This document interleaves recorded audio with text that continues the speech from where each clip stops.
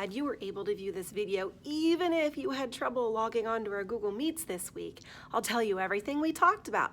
And if you did log on, you got to see me, I got to see your face too. So here's a recap. If you were there, let's review a little bit. If you weren't there, pay attention. We talked about texture. If you can see that word at the top here, it says texture.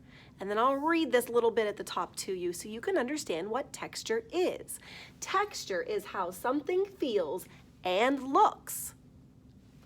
Texture is used to describe how something feels when you touch it with your fingers. Things can be soft, smooth, rough, and other descriptive words like that. Artists have to make something look the way it feels. We can't reach into your art and feel it. Sometimes they want to show us by drawing the textures how something really feels. You know when you draw a sheep and you make it all fluffy? That's a texture. That floofy bubble that you draw for a sheep is a texture. Artists imply the texture by using different drawings and painting techniques. So here are some textures listed. They're soft, and the opposite texture is hard, like this brick wall or the nails. Smooth, like the outside of a grape or a glass vase if you're fancy. Rough, like a piece of wood, or rough, like this brick wall is a little bit rough. Woven means it goes in and out. You can see woven things on baskets, and even clothes or textiles are made by weaving things.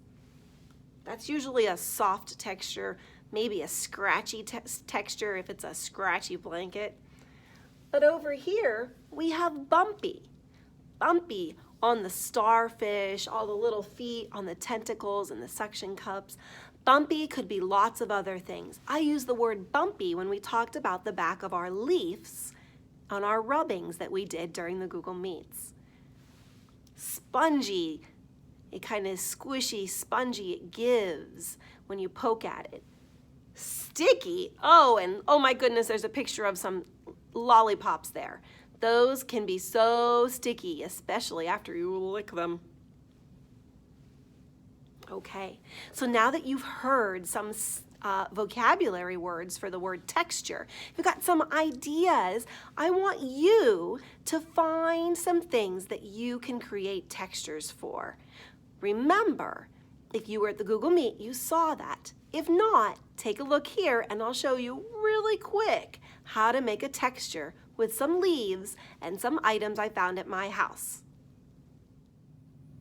Okay, so here are some things that we can make texture with. I went outside and found some leaves. Remember at our meet we said the back of the leaf is the bumpiest, where it has the vein that feeds the leaf. The front of the leaf is shiny and much more smooth. When we do our rubbings today, we want to use the bumpy side, the back side. Same with this leaf. Let's turn it over and get it ready. And this leaf, those nice veins on the back, even though this one's a little cracked, it will still work. My coaster here, that's where you put your drinks on when you're at home so it doesn't get your furniture messy.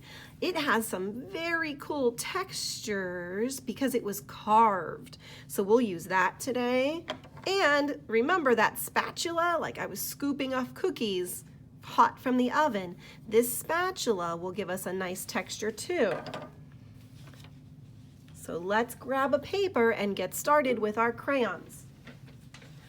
Old crayons that are broken and don't have the wrapper anymore are actually the best for this project. And every time we do a texture rubbing with these crayons, we need to make sure our paper is on top and whatever has the bumps is under the paper. So if we slide this little leaf in here, right under my paper, I can use the side of my crayon and just rub it. That's why they're called rubbings. We just rub that crayon. And look, right away, you can see that exact leaf and all of its bumps come right through. Now be careful, don't get your crayon off of the paper.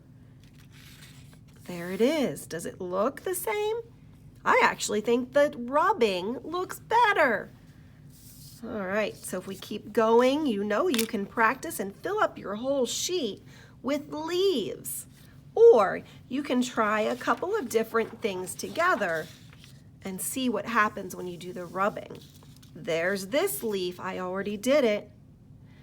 And my spatula right here. See how it matches? The circle and the lines match because I slid this under my paper and I traced it and rubbed it with my crayons to see it. Remember that coaster I had? There it is. The points and the triangles match. If I look at the lines here, you can see those and a little bit of that circle in the middle of the coaster. Now, can anybody recognize these squares? Oh, you got it. If you had your thinking cap on, you said, hey, that looks just like a supply box top. You would be correct. There it is.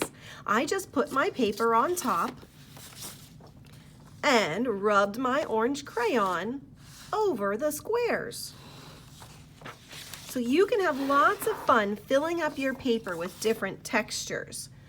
Ask an adult to help you find things around the house, and you might even be able to find a brick wall like I did at school to see what kind of texture that makes.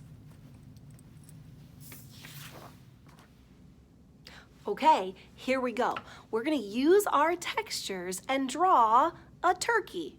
I know everybody likes to trace their hand when they draw a turkey, but this time we're going to use something a little bit different. This time, you get to trace something from the kitchen.